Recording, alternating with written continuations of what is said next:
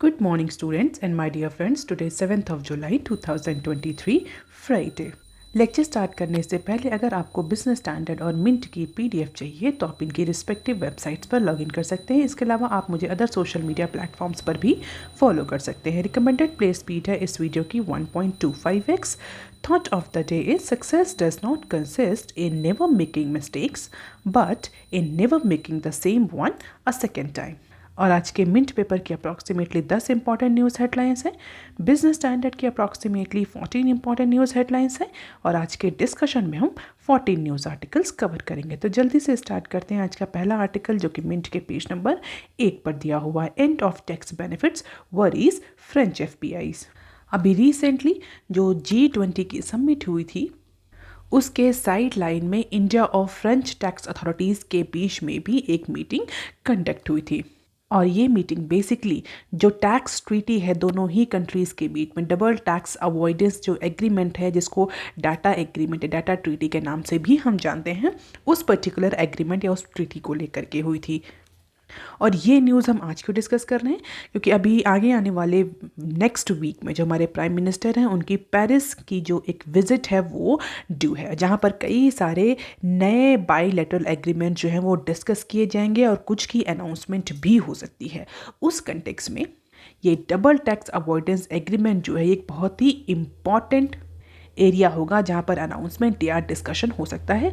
उसी के कंटेक्स्ट में ये न्यूज़ पब्लिश करी गई है। तो बेसिकली जो इंडिया और फ्रेंच टैक्स अथॉरिटीज़ के बीच में मीटिंग हुई थी ड्यूरेशन ऑफ G20 समिट, उस मीटिंग में ऐसा एंटिसिपेट किया जा रहा है कि इंडिया और फ्रांस जो है वो प्रॉपरली अपने जो डबल टैक्स अवॉइडेंस एग्रीमेंट है, जो डाटा ट्रीटी है, उसको रीनेगोशिएट करेंगे। और इस रीनेगोशिएशन की स्टेज में और इस रीनेगोशिएशन में प्रॉबेबली हो सकता है इंडिया जो है वो कुछ जो कैपिटल गेन टैक्स एग्जेम्पशन मिला है फ्रांस के फॉरेन पोर्टफोलियो इन्वेस्टर्स को, उस एग्जेम्पशन को ख़त्म कर सकता है इस नई treaty में. So basically this meeting between India and French tax authorities has set off alarm bells among the foreign institutional investors or foreign portfolio investors that are based in France. As of now अगर हम data को देखें, double tax avoidance scheme को देखें, तो France और Netherlands दो ऐसे कंट्रीज़ हैं जहां के इन्वेस्टर्स को कैपिटल गेन टैक्स से एग्जम्पशन मिला हुआ है। किस ट्रांजैक्शन में? On share sales. और जो शेयर की सेल से जो कैपिटल गेन होता है उस पर जो टैक्स लगता है उससे एग्जम्पशन ग्रांट्स है फ्रांस और नीदरलैंड के इन्वेस्टर्स को, फॉरेन पोर्टफोलियो इन्वेस्टर्स को। और G20 के साथ साथ जो ये मीटिंग हो रही थी इंडियन और फ्रांस टैक्स अथॉरिटीज़ के बीच में, उसमें ऐसा एंटिसिपेट कर रहे थे एफपीआई रिप्रेजेंटेटिव, कस्टोडियन, कंसल्टेंट और डिफरेंट लॉयर्स दोनों ही साइड के, कि इस बात की कंफर्मेशन करी जाए कि क्या जो कैपिटल गेन टैक्स है ये डिस्कशन टेबल पर है या नहीं। हालांकि इसको लेकर के अभी ऑफिशियल अनाउंसमेंट दोनों ही कंट्रीज़ के साइड से नहीं हुआ है, बट मोस्ट लाइकली ऐसा एंटिसिपेट किया जा रहा है कि जो ये डबल टैक्स अवॉइडेंस एग्रीमेंट या जो डबल टैक्स अवॉइडेंस ट्रीटी जो इंडिया और फ्रांस दोबारा से नेगोशिएट करेंगे, उसमें प्रॉबेबली ये कैपिटल गेन टैक्स एग्जेम्पशन का जो क्लॉज है ये अब हटा दिया जाएगा। यानी अब जो आगे आने वाले टाइम में इसके बाद जो ट्रीटी इंप्लीमेंट होगी उसमें जो फ्रेंच एफपीआईज हैं उनको कैपिटल गेन टैक्स देना पड़ेगा किसी भी तरह की शेयर सेल्स पर। And this is one of the graph about the France FPI inflow into India. और फ्रांस के अलावा और कौन से कंट्रीज़ हैं जो टॉप सिक्योरिटीज़ होल्ड करते हैं इंडियन मार्केट में? तो सबसे पहले स्थान है, सबसे पहले नाम है यूएस का, followed by UK, Ireland, Canada, Japan and France. तो फ्रांस का अगर हम देखें तो फ्रांस के जो एफपीआई उनका अप्रॉक्सीमेटली 1.2 ट्रिलियन का एफपीआई इन्वेस्टमेंट है इंडियन स्टॉक मार्केट में, एज पर NSDL as on 31st of May 2023। तो हम ये कह सकते हैं कि फ्रांस एक इंपॉर्टेंट जुरिडिक्शन है इंडिया के लिए इन टर्म्स ऑफ एफपीआई इन्वेस्टमेंट। और अगर किसी भी तरह का जो कैपिटल गेन टैक्स का जो एग्जम्पशन प्रोवाइड है फ्रांस इन्वेस्टर्स को, अगर वो रिमूव किया जाता तो डेफिनेटली हमें इंडिया में जो इनफ्लो आ रहा है एफपीआई के फॉर्म में स्पेशली फ्रांस से, उसमें हमें थोड़ा डिक्लाइन देखने को मिल सकता है। अब देख लेते हैं article number 2 that is given on page number 1 of mint paper, GST council to weigh tax cut on select items. तो जीएसटी काउंसिल काउंसिल की जो मीटिंग नेक्स्ट वीक शेड्यूल है उसमें कहा जा रहा है कि कुछ सर्टेन जो प्रोडक्ट्स हैं, आइटम्स हैं, उन पर टैक्स कट या जीएसटी कट किया जा सकता है। जैसे कि कौन कौन से item? Certain medicine, farm products, arthroplasty implants, satellite based services that are launch by private organisations. इस तरह के कुछ प्रोडक्ट्स या कुछ आइटम्स पर प्रॉबेबली जीएसटी काउंसिल में की जो अपकमिंग मीटिंग है उसमें टैक्स डिडक्शन का मुद्दा या मैटर डिस्कस हो सकता है। क्यों? क्योंकि जो कमेटी है ऑफिसर्स की जो टैक्स चेंज के प्रपोजल्स को रिव्यू करती है, जिसको हम फिटमेंट कमेटी या फिटमेंट पैनल के नाम से भी जानते हैं, उसने कुछ सेलेक्ट आइटम्स पर टैक्स लोअरिंग, जीएसटी टैक्स को लोअर करने की रिकमेंडेशन दी है। तो कुछ प्रोडक्ट्स पर या कुछ आइटम्स, सेलेक्ट आइटम्स पर जो है वो इस फिटमेंट पैनल ने टैक्स रिडक्शन 5% से 18% और 12% तक के रिडक्शन की, जहाँ पर अभी 12% और 18% टैक्स लग रहा है उसको रिड्यूस करके 5% जीएसटी लगाने की बात इस फिटमेंट पैनल ने करी है। इसके अलावा कई सारे फूड प्रोडक्ट्स और जो स्पेशल मेडिकल पर्पस के लिए जो आइटम यूज़ होते हैं जब वो इंपोर्ट होते हैं, कई सारी मेडिसिन हैं, उनको भी इस पर्टिकुलर सेलेक्ट आइटम की लिस्ट में डाला गया, जहाँ पर अभी फ़िलहाल के लिए 18% या 12% टैक्स जो है वो लगता है और उसको रिड्यूस करके 5% करने की बात कही है फिटमेंट पैनल ने। इसके अलावा जो satellite services, satellite launch services जो प्राइवेट ऑर्गेनाइजेशंस प्रोवाइड करते हैं उसमें भी टैक्स रिडक्शन की बात की और उसका रीज़न जो दिया है फिटमेंट पैनल ने, in order to provide the level field, जैसे कि कंपटीशन जो है वो इंश्योर किया, जैसे कि इक्वल लेवल फील्ड सबको मिले और जो प्राइवेट प्लेयर्स हैं, गवर्नमेंट प्लेयर्स हैं, वो लेवल फील्ड पे कॉम्पीट कर सकें। इसके अलावा कुछ फूड और बेवरेजेस जो कि सिनेमा हॉल्स में ऑफर किए जाते हैं उस पर भी 18% से 5% तक टैक्स रिड्यूस करने की बात कही गई, जिन्हें जो मल्टीप्लेक्स में फूड और बेवरेजेस ऑफर होते हैं। तो प्रोबेबली हो सकता है नेक्स्ट जीएसटी काउंसिल में हमें कुछ पॉजिटिव डिसीजंस देखने को मिले in terms of tax reduction on certain items और सर्टेन प्रोडक्ट एंड सर्विसेज। अब देख लेते हैं article number 3 that is given on page number 1 of mint paper, can't rest on laurels, India poise for growth, finmin. Finance ministry की annual economic review report जो है वो Thursday को publish हुई है। Annual economic review report for financial year 23, यानी जो financial year बीत गया है उसकी इकोनॉमिक रिव्यू रिपोर्ट पब्लिश हुई है और उस रिव्यू के according in comparison to other countries, other counterpart countries, India is continuously making its economy stable and placing it on quicker recovery path. और आगे आने वाले फ्यूचर में भी इकोनॉमी की इसी ग्रोथ रेट को पॉइज रखा जाएगा, ऐसा फाइनेंस मिनिस्ट्री की रिपोर्ट में कहा गया है। और इस ड्यूरेशन में जहाँ पर कि अदर कंट्रीज जो थे वो ग्रोथ को सस्टेन नहीं कर पाए, इंडिया ने एक सस्टेनेबल ग्रोथ मोमेंटम जो है वो मेंटेन रखा है और मोर ड्यूरेबल और मोर रिजिलियंट इंडियन इकोनॉमी हुई है। हालांकि अभी भी हम ये नहीं कह सकते कि that is a time for Indian economy और द इकोनॉमिस्ट और द एनालिस्ट और the policy makers to rest on laurels. Still ये जो रिस्क लिया है इंडियन इकोनॉमी को डेवलप करने, कई तरह के रिस्क लेकर के इंडियन इकोनॉमी को डेवलप किया गया है, स्ट्रॉन्ग बनाया गया है, रिजिलियंट बनाया गया है, वो रिस्क फिलहाल के लिए अभी डाइल्यूट नहीं हुए हैं। स्टिल इंडियन इकोनॉमिस्ट जो हैं, पॉलिसी मेकर्स जो हैं, स्ट्रेटजिस्ट जो हैं, they have to take the pain taking steps in order to continuously achieve this economic stability as per annual economic review for financial year 23 report by finance ministry. इसके अलावा pre election से पहले, क्योंकि next year election जो है वो due है, तो उसके लिए भी जो डिपार्टमेंट ऑफ इकोनॉमिक अफेयर है, DEA है, उसको भी कॉशियस किया गया है, उसको भी वर्ड ऑफ कॉशन इशू किए गए हैं कि जो एनुअल बजट्स बनाए जाएँ, जो बजट्स प्रिपेयर हो रहे हैं उसमें गवर्नमेंट कि फिस्कल कंट्रोल और कंसोलिडेशन का ध्यान रखा जाए। नई स्कीम का अनाउंसमेंट कितना करना है और कितना फिस्कल कंट्रोल जो है वो मेंटेन करना है, इस बात पर ट्रेड ऑफ किया जाए। ऐसा नहीं कि नई स्कीम्स को अनाउंस करने के चक्कर में, पॉपुलिस्ट पॉलिसी के चक्कर में जो गवर्नमेंट का फिस्कल डिसिप्लिन है वो लूजन हो जाए, फिस्कल कंट्रोल है जो वो लूजन हो जाए, फिस्कल डेफिसिट इंक्रीज हो, जिससे कि आगे आने वाले इलेक्शन में भले ही हो सकता है पार्टी का गवर्नमेंट को फ़ायदा हो, लेकिन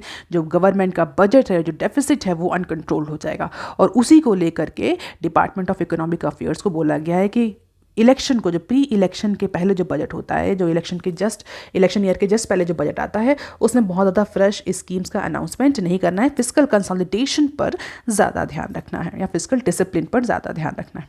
ऑल्दो जो अगर हम पॉजिटिव पॉइंट्स की बात करें तो अर्बन जो डिमांड है वो भी रिजिलियंट रही है with respect to rural demand, लेकिन इसके अलावा कुछ जियोपॉलिटिकल सिचुएशंस हैं, वेदर रिलेटेड सिचुएशंस हैं, जियोग्राफी रिलेटेड सिचुएशंस हैं, उनका इम्पैक्ट हमें आगे आने वाले फिस्कल ईयर में देखने को मिल सकता है। यानी रिमेनिंग जो फाइनेंशियल ईयर 24 है उसमें कुछ नेगेटिव इम्पैक्ट हमें एल नीनो और जियोपॉलिटिकल स्ट्रेस की वजह से देखने को मिल सकता है एज पर दिस रिपोर्ट। अब देख लेते हैं some short news articles from mint. Coal export strategy in work, local lithium hunt gains pace. तो लिथियम की अगर हम बात करें तो लिथियम एक क्रूशल मिनरल है आगे आने वाले टाइम में, क्योंकि जिस तरीके से इंडिया ईवी व्हीकल्स और अदर सस्टेनेबल एनर्जी सोर्सेस पर फोकस कर रहा है, उस कंटेक्स्ट में जिस तरह से इंडिया का पॉलिसी ओरिएंटेशन है उस कंटेक्स्ट में लिथियम जो है एक बहुत ही इंपॉर्टेंट मिनरल बन के सामने आया। तो उसी को लेकर के ये एक इंटरव्यू है हमारे union minister of parliamentary affairs coal and mines mister Prahlad Joshi का, जहां उन्होंने बोला कि अभी रिसेंटली इंडिया में 2 हमें ह्यूज रिजर्वॉयर्स मिले हैं। किसके?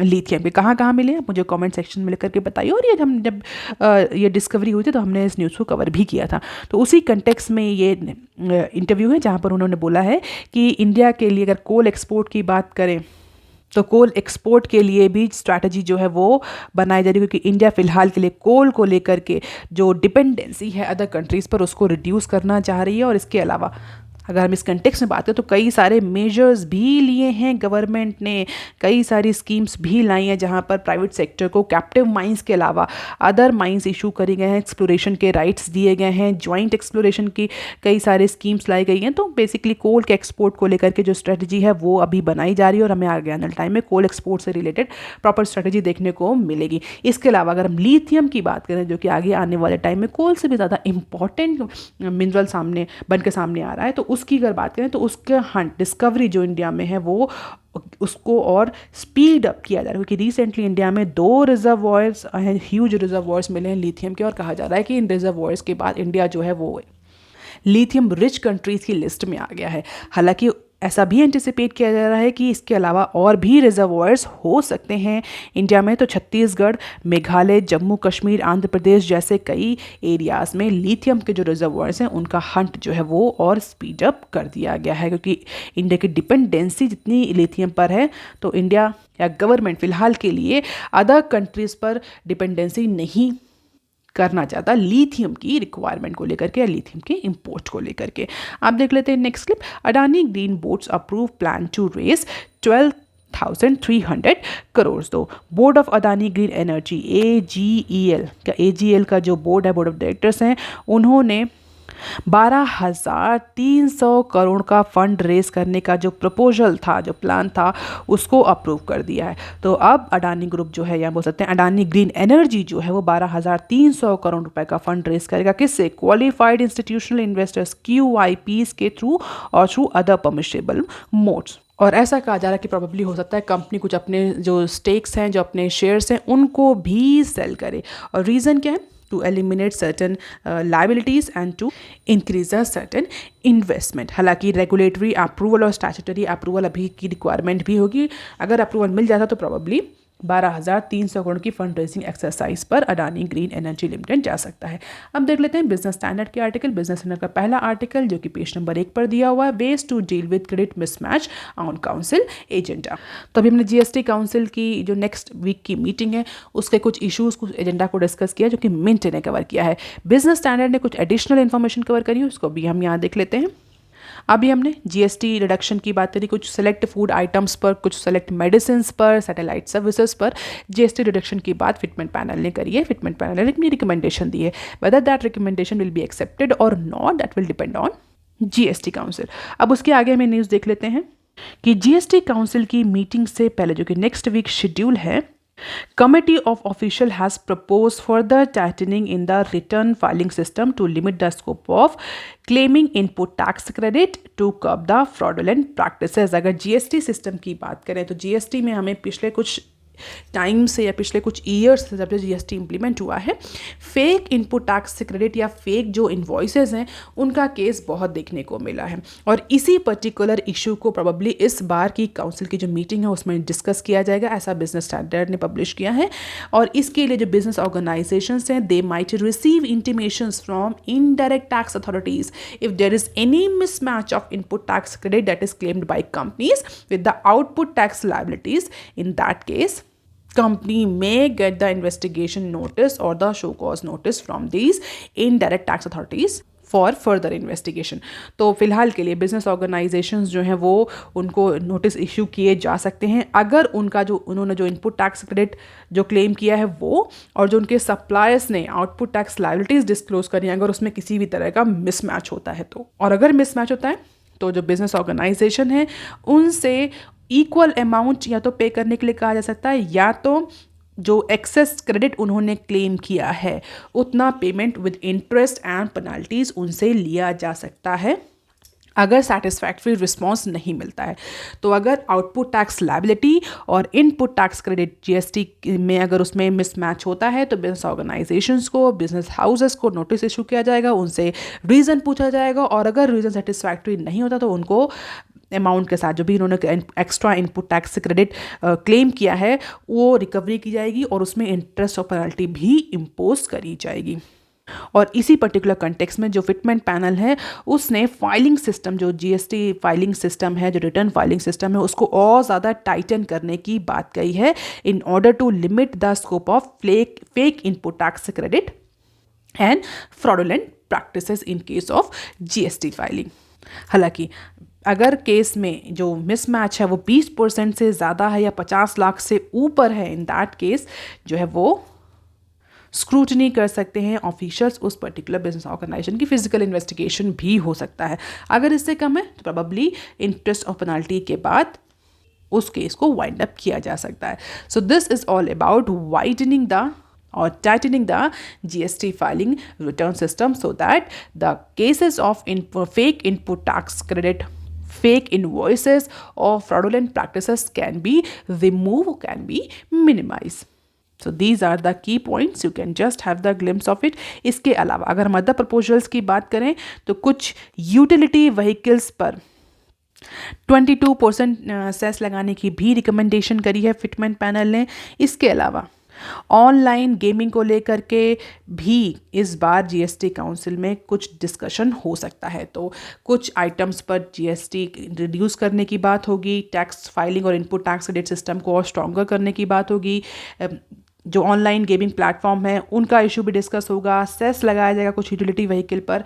कई सारे जो एजेंडा हैं वो इस बार की जीएसटी काउंसिल की मीटिंग में डिस्कस हो सकते हैं। आप देख लेते हैं article number 7 that is given on page number 4 of business standard, poised for more durable growth then ever फिनमिन। तो बेसिकली ये भी जो फाइनेंस मिनिस्ट्री की रिसेंट रिपोर्ट आई है, annual review report for financial year 23, उसी की रिपोर्ट पर ये भी न्यूज़ है जहाँ पर बिजनेस स्टैंडर्ड ने भी यही एस्पेक्ट कवर किया है कि जो इंडिया का जो ग्रोथ मोमेंटम रहा, जो इंडियन इकोनॉमी का जो ग्रोथ मोमेंटम रहा वो पहले से कई ज़्यादा ड्यूरेबल हुआ है, रेजिलियंट हुआ है फाइनेंशियल ईयर 23 में।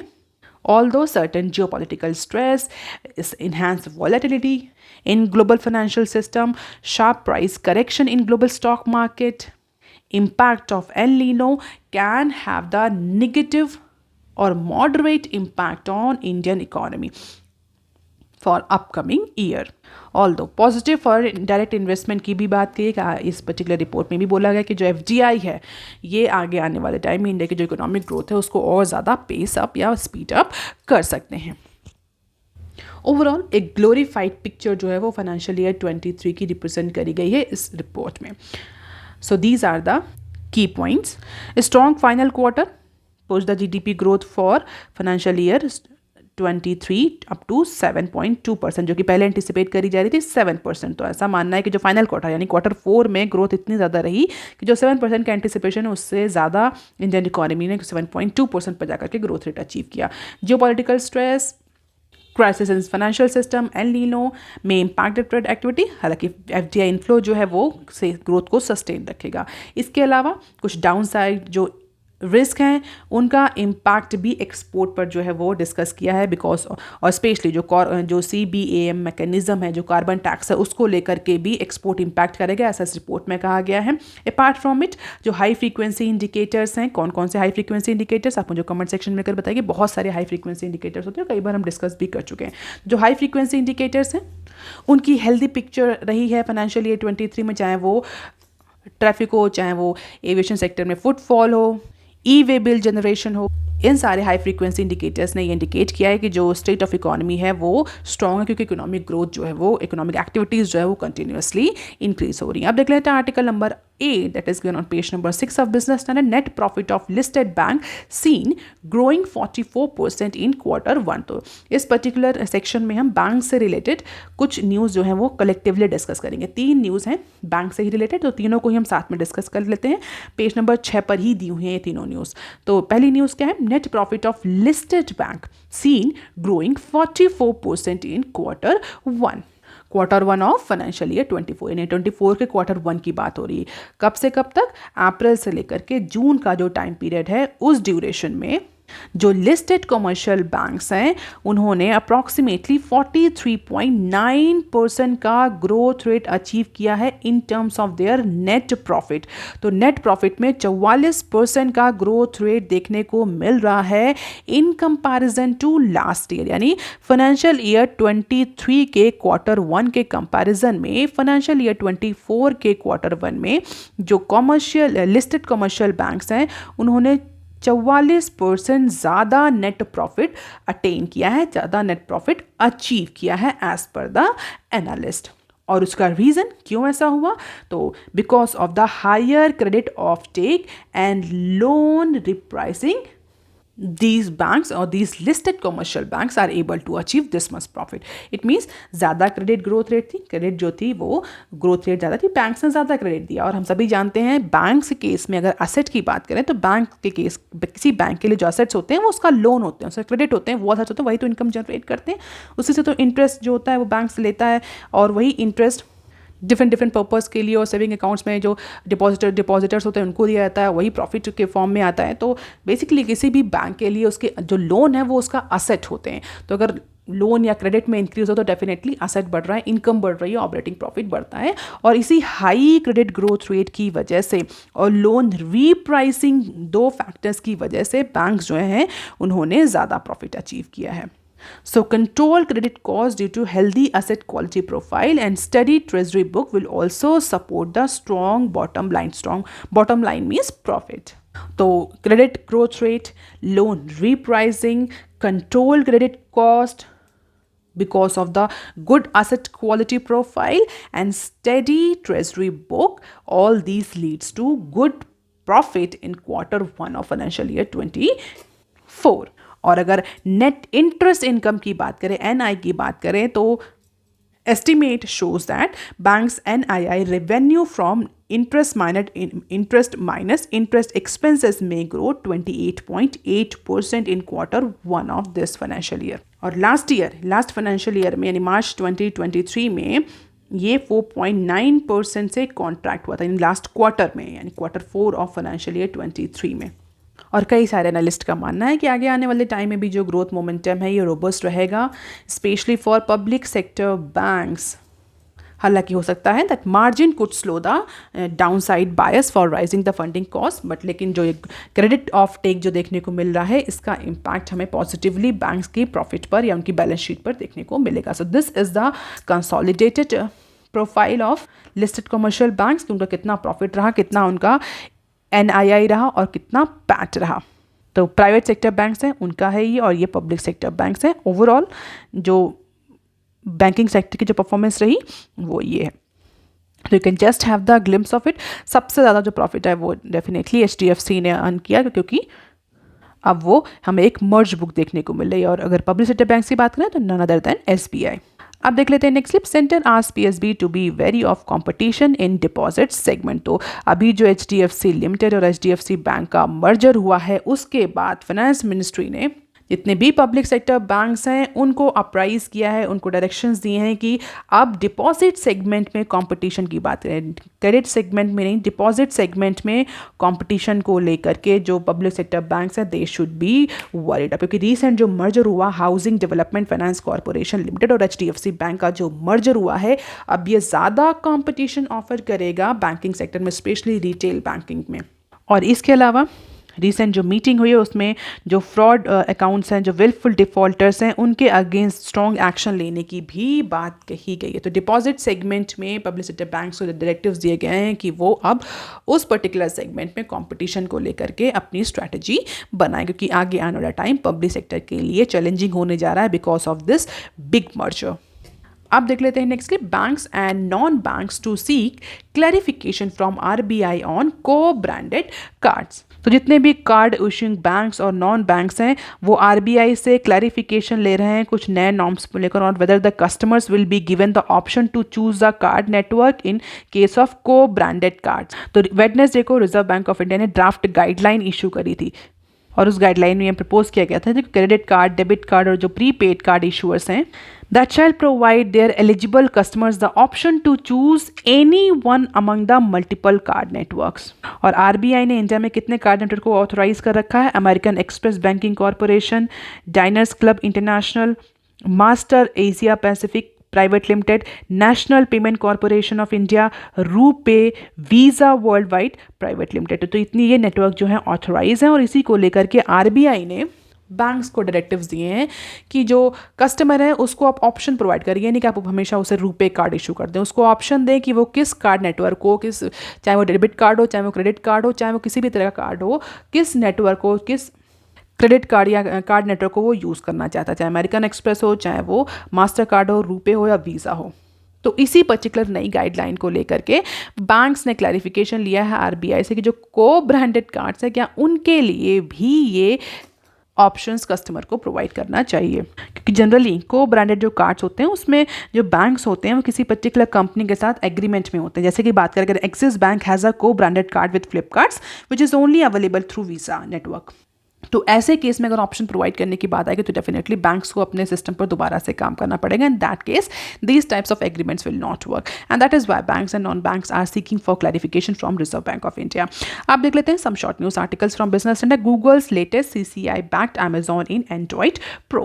तो अगर आप थोड़ा सा अवेयर हैं गूगल और CCI के इस इशू को लेकर के, गूगल और CCI के बीच में, CCI stands for competition commission of India, काफ़ी टाइम से इशू चल रहा है जहाँ पर CCI ने कई बार गूगल पर जो है वो फाइन स्लैम किया, फाइन लगाया है। किस लिए फाइन लगाया? For abusing it's dominant position in Android market. उसी को लेकर के कई बार गूगल के अगेंस्ट पहले नेशनल कंपनी लॉ ट्रिब्यूनल ने वर्डिक्ट दिया, देन फिर national company law appellate tribunal ने वर्डिक्ट दिया। अब उस पर्टिकुलर अपील को लेकर के सुप्रीम कोर्ट में गूगल ने कहा है कि जो CCI है that is protecting the Amazon interest after having complain that India's anti competitive body that is CCI had copied the part of EU ruling against it. और ये न्यूज़ भी हमने कवर करी थी, अगर आप रेगुलरली फॉलो कर रहे हैं न्यूज़ चैनल को तो आपको पता होगा, जहाँ पर गूगल ने कहा था कि CCI ने यूरोपियन यूनियन की जो रूलिंग है उसको कॉपी किया है, कोई इफेक्टिव एनालिसिस नहीं करी, उसको कॉपी किया है और उसी पर्टिकुलर रूलिंग के बेस पर जो गूगल है वो या जो CCI है वो गूगल पर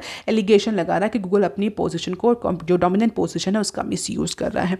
और उसी पर्टिकुलर केस में गूगल ने फिर से CCI को बोला है कि CCI जो है वो Amazon को इंटरेस्ट को प्रोटेक्ट कर रहा है इन इंडियन मार्केट। तो NCLT यानी national company law appellate tribunal NCLAT के ऑर्डर, जो कि मार्च 29 को ऑर्डर आया था जहाँ पर गूगल को फाइन देने की बात कही गई थी, उस ऑर्डर के अगेंस्ट गूगल जो है वो सुप्रीम कोर्ट गया और वहाँ पर सुप्रीम कोर्ट में गूगल ने CCI पर कई सारे एलिगेशन लगाए कि उन्होंने EU की रूलिंग को कॉपी किया है, वो अमेजोन के इंटरेस्ट को बैकअप कर रहे हैं और अपने डायरेक्टिव्स के थ्रू अमेजोन का जो इंटरेस्ट है उसको सिक्योर किया जा रहा है। तो लेट अस सी अब इसमें आगे क्या अपडेट होता है। फिलहाल के लिए गूगल ने अपना जो साइड है, जो अपना कंप्लेन है वो फाइल करी है और फिलहाल के लिए कंपनी के साइड से या CCI के साइड से कोई कमेंट नहीं आया। This is all about from the business standard.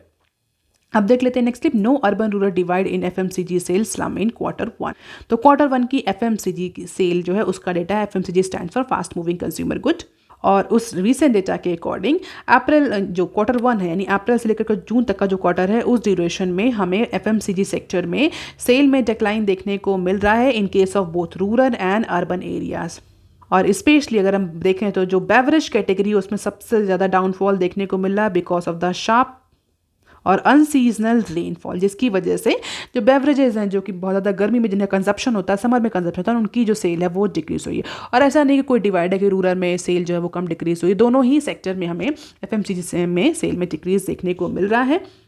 Urban में -4.7 और रूरल में -4.6, ओवरऑल -4.6 का डिक्लाइन है सेल में, FMCG की सेल में in Q1 of financial year 24 in comparison to Q1 of financial year 23 and this is the category wise. तो beverage, commodity, confectionery, home care, package, personal care, लगभग सब segment में अगर हम देखें, सिर्फ होम केयर को छोड़कर कि अप्रॉक्सीमेटली सभी सेगमेंट में हमें जो है वो निगेटिव ट्रेंड देखने को मिल रहा है। अब देख लेते हैं next clip, leading player surrender commercial coal blocks. अभी जब हमने लिथियम की न्यूज़ डिस्कस करी थी तब हमने डिस्कस किया था गवर्नमेंट जो है कई सारी जो कोल माइंस हैं वो प्राइवेट सेक्टर्स को भी ऑफर कर रहे हैं। कैप्टिव कोल माइंस के अलावा कई सारी कोल माइंस और एक्सप्लोरेशन के राइट जो हैं वो उन्हें ऑफर किए जा रहे हैं in order to improve the coal production in India. तो उसी कंटेक्स्ट में ये न्यूज़ भी है जहाँ पर ऐसा कहा जा रहा है कई सारे जो लीडिंग प्लेयर्स हैं दे आर रिटर्निंग और they are surrendering their auction coal mine to the government as per the business standard. तो कौन कौन सी कंपनी है? SL mining, Adani enterprises, JSW are looking to surrender their mines, जिसमें से अडानी ने और एसएल ने ऑलरेडी गवर्नमेंट को नोटिफाई कर रखा है। और इस लाइसेंसिंग को लेकर के इसका रीज़न देते हैं कि जो लाइसेंसिंग है, लाइसेंसिंग कम माइनिंग लीज जो है वो इशू करने में डिले हो रहा है, उसके बिना जो है वो कंपनीज किसी भी तरह की माइनिंग एक्टिविटीज़ उस पर्टिकुलर ब्लॉक में परफॉर्म नहीं कर सकती and that is why companies are actually surrendering their coal mines to the government back. क्योंकि different states government like government of Chhattisgarh is reportedly not providing mining lease to coal block owners for mining in their state, और different states में जो mines हैं उनके साथ भी यही issues हैं and that is why this private companies are now returning back these coal mines that has been allotted for commercial purpose to these companies. So this is all about the allocation status of coal mine allotted under CMSP act 2015 और MMDR act. तो कितनी mines जो थी वो allocate हुई, non operational mines कितनी है, mines under जो प्रोडक्शन है वो कितनी है, number of mines, non operational mines, तो आप देख सकते हैं। हालांकि लाइसेंसिंग और लीजिंग जो इश्यूज़ हैं उनकी वजह से कंपनीज जो हैं वो एक्टिविटीज़ नहीं परफॉर्म कर पा रही हैं, जिसकी वजह से ये जो पर्टिकुलर प्रोजेक्ट है वो उनका कॉस्टली हो रहा है, उसकी कॉस्ट बढ़ रही है and because of this companies are returning this. अब देख लेते हैं next clip, rationalise tariff on telecom parts to encourage other countries industry. तो इंडियन सेलुलर और इलेक्ट्रॉनिक एसोसिएशन ICEA ने एक रिपोर्ट रिलीज करी है mobile and electronic device export promotion council के साथ, जहां पर यह कहा गया है कि इंडिया में जो इंपोर्ट टैरिफ है स्पेशली 2020 से लेकर के 2023 तक जो इंपोर्ट टैरिफ हाई किया गया है उसकी वजह से इंडिया की जो मोबाइल डिवाइस मैन्युफैक्चरिंग इंडस्ट्री है वो लेस कॉम्पिटिटिव हो रही है, क्योंकि हाई टैरिफ आप ले रहे हैं, हाई इंपोर्ट टैरिफ ले रहे हैं, जिसकी वजह से जो इवेंचुअल प्रोडक्ट कॉस्ट है वो बढ़ रही है मोबाइल डिवाइसेस की, और इसी वजह से इंक्रीज्ड कॉस्ट की वजह से इंटरनेशनल मार्केट में जो इंडियन डिवाइसेस हैं वो कॉस्टली हैं और लेस कॉम्पिटिटिव हैं in comparison to other counterpart countries. तो इसकी वजह से आप जो PLI स्कीम के तहत जो भी इंसेंटिव्स प्रोवाइड कर रहे हैं वो इंसेंटिव्स का इम्पैक्ट भी मिनिमाइज हो रहा है, ऐसा इस रिपोर्ट में कहा। तो बेसिकली ये रिपोर्ट पब्लिश करी गई है इंडस्ट्री एसोसिएशंस के थ्रू, और इस रिपोर्ट में कहा कि PLI के वो सारे बेनिफिट जो हैं वो निगेट हो रहे हैं, उनका इम्पैक्ट, उनके जो बेनिफिट है वो निगेट हो रहा है, क्योंकि ऑलरेडी आप इतना ज़्यादा इंपोर्ट टैरिफ लगा रहे हैं मोबाइल डिवाइसेस और जो इक्विपमेंट यूज़ होते हैं, जो रॉ मटेरियल यूज़ होते हैं, जिसकी वजह से अल्टीमेटली मोबाइल डिवाइसेस की जो कॉस्ट है वो शूट अप कर रही है, जिसकी वजह से इंटरनेशनल मार्केट में हमारे जो प्रोडक्ट्स हैं वो लेस कॉम्पिटिटिव हैं। तो अगर गवर्नमेंट चाहती है कि PLI जो ऑफर की है उसने मोबाइल डिवाइसेस के और इलेक्ट्रॉनिक सेगमेंट में अगर वो सच में वर्क करे, उसके बेनिफिट मेटेरियलाइज हो, तो इन दैट केस इंपोर्ट जो टैरिफ्स हैं उनको थोड़ा सा रिड्यूस करना पड़ेगा। And this is the weak global signals distribution of 120 most favored nations tariff line for making mobile phones in 2022-2023 for India। तो इंडिया, चाइना, मैक्सिको, थाईलैंड और Vietnam से एक जो कंपैरिजन है, बेसिकली इंडिया के कंपटीशन में यही 4 कंट्रीज हैं in terms of the mobile device manufacturing और इंटरनेशनल सेल, और इसीलिए industry associations are demanding for tariff, import tariff decrease. That is all for today students, please like, share and subscribe. Thank you, have a nice day.